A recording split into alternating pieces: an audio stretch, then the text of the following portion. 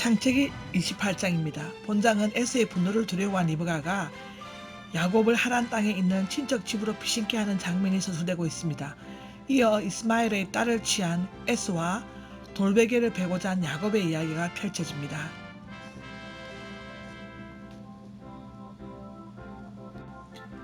(28장) 1절에서 5절입니다. 이삭이 야곱을 밧단 아람으로 보냅니다. 온갖 수단을 써서 장자의 축복을 받은 야곱은 이제 형의 칼날을 피해 필사적으로 도망가야 하는 신세가 됩니다.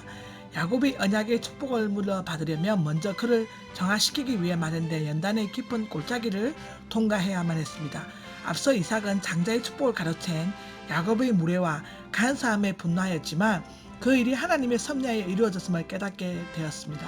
그래서 이전에는 야곱을 에서로 알고 축복했지만 이제 외로운 곳으로 보내야 하는 상황에서 이전보다 더 명백하고 완전하게 합법적인 언약 계승자로 인정하고 축복합니다. 우리는 여기서 인간적인 계략과 속임수 가운데서도 하나님께서는 자신의 섭리와 계획대로 언약의 역사를 진행시키는 것을 찾아볼 수 있습니다. 이삭에 당부한 것은 가나안의 딸들 리브가가 말한 헷 사람들보다 범위가 더 넓은 27장 46절에 나오죠. 가운데서 아내를 데려오지 말고 외삼촌 라반의 딸들 가운데서 아내를 맞아들이라는 것이었습니다. 가나안의 딸들은 종교나 풍습, 신앙 등에 맞지 않았기 때문이죠. 하나님의 친척들은 혈통이나 여호와 신앙 등에 있어서 순수성을 인정할 수 있었기 때문입니다. 여기 28장 2절에 보면 밧다 아람 이란 말이 나오는데요. 밧데나 아람, 밧단, 평온과 아람은 고원의 합성어 아람의 평온을 뜻하고 있습니다. 하란 또는 메소포타미아로 불려지죠. 그리고 3절에 보면은 전능하신 하나님인데요. 알 사다이 가장 능력 있는 자와 엘은 강한 자, 권능자 하나님이 결합된 말입니다. 하나님은 아브라함 창세기 17장 1절 이삭 야곱에서 이 이름으로 자신을 드러내셨습니다.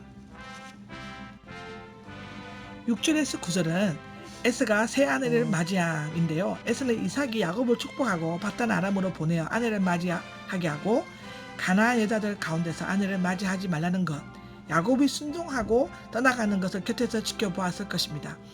더욱이 에서는 가나안 사람의 딸들이 아버지를 기쁘게 해드리지 않는 것도 보았습니다.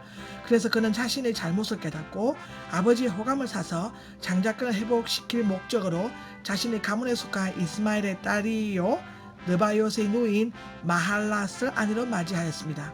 그러나 그것은 실제로 아무런 효과가 없었습니다. 그 이유는 이스마엘의 축복의 자녀가 아니었고 구속사와는 아무 연관도 없었기 때문입니다. 가논 유다도 자신의 잘못을 뉘우치긴 했지만 회개하지 않고 비참한 처를 맞이하게 됩니다. 10절 15절은요. 여호와께서 베렐에서 꿈에 나타나십니다. 이제부터 본격적으로 세 번째 족장 야곱의 행적이 소개되고 있습니다. 사실상 그는 아브라함처럼 숭고한 인격이나 이삭처럼 온유한 성품을 지니고 있지 않았고요. 많은 잠중과 실수를 지녔음에도 불구하고 하나님의 약속에 대한 불타는 열망과 학과 믿음을 통해 이스라엘 사람들의 육적 영적인 조상이 되었습니다. 야곱이 하나님으로 가는 길은 외롭고 고달픈 길이었을 것입니다. 그런데 그는 베엘사발에서 90km 떨어진 곳에 정말 쫓기다시피 하룻길을 달려왔을 것입니다. 돌을 베고 자다가 꿈을 꿨습니다. 고독과 절망의 순간에 지금까지 침묵하시던 하나님께서 허허벌판에 홀로 누워있는 야곱에게 찾아오셔서 그와 밀접한 영적 교제를 나누셨습니다. 꿈은 하나님의 계시 방법 중 하나로서 종종 많이 사용되고 있습니다. 요셉, 기드온, 다니엘 등 민수기 12장 6절, 다니엘 2장 3절, 마태복음 1장 20절에도 기록되어 있습니다. 이 사다리 환상은 야복강 실험 사건과 함께 야곱 생애의 극적인 전환점을 이루는 사건입니다. 여기에 9절에 나오는 마할라트의 원뜻은 병들다, 쇠약해지다, 이스마엘의 딸이자 에서의 세 번째 부인이죠. 그리고 12절에 나오는 사닥다리는 슐람, 원뜻은 들어올리다, 길 만들다, 계단 같은 오르는 길, 층계로 볼 수 있습니다. 또 12절에 보면은 하나님의 사자들이라는 말이 나오는데요. 말라케 엘로힘, 하나님이 보내신 자들, 곧 하늘의 천사들이라고 말하고 있습니다.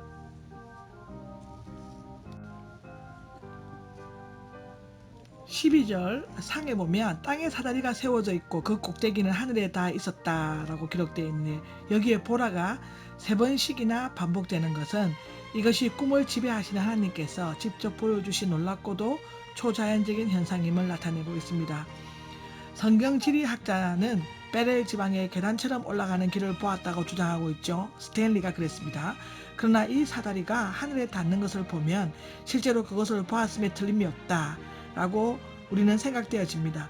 요셉은 꿈에서 살찐 소와 메마른 소를 정확하게 보고 있죠. 이 사다리는 지상적인 것과 천상적인 것, 사랑과 하나님 사이를 연결시켜주는 둘 사이에 자유로운 영적 교통이 이루어지는 다리 역할을 하고 있습니다. 이 사다리는 곧 그리스도를 상징하는데요. 그는 인간의 모습으로 이 땅 위에 발을 딛고 계시며 하나님의 모습으로 하늘 높은 곳에 계십니다. 즉 신성과 인성이 그리스도 안에서 하나가 되어 있는 것이죠.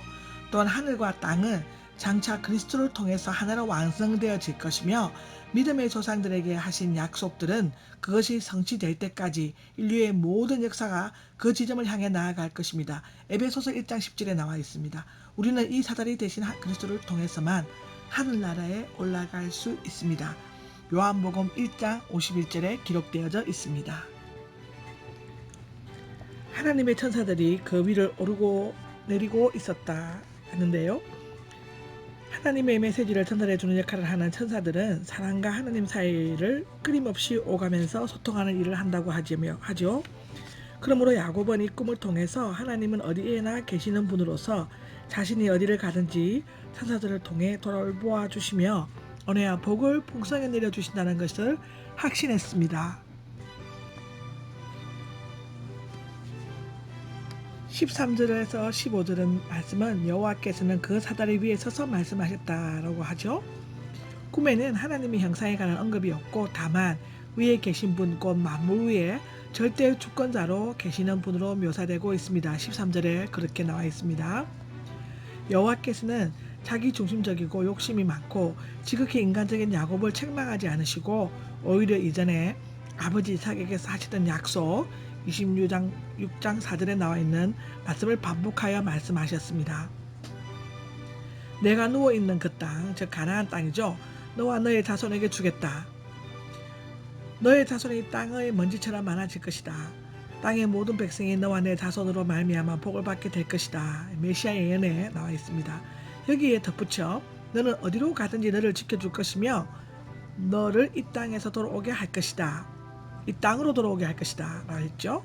여기에서 하나님께서는 자신이 야곱의 하나님이 되신가, 그가 아브라함의 언약을 계승할 자이며 미래의 축복을 받게 될 것임을 확신시켜 주셨습니다.